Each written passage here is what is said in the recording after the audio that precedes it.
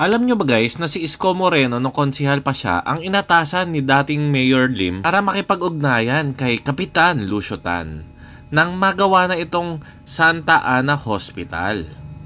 Mayor Yorme Isko Moreno.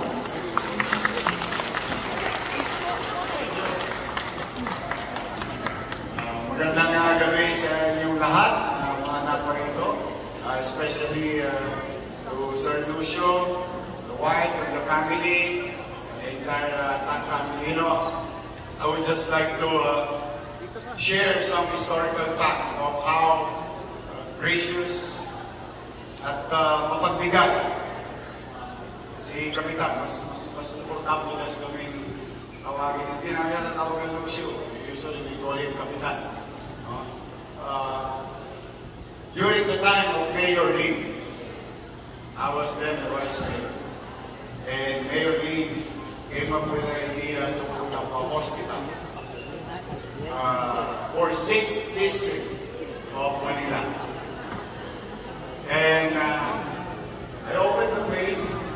Sheraton Hotel is a very good place for an afternoon coffee and talk to Kapitan.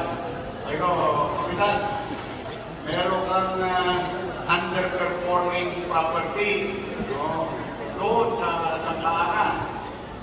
Sabi ko, baka gusto mong tumulong sa Maynila. Okay. Then start talking to this lawyer. I went back to Mayor Lim.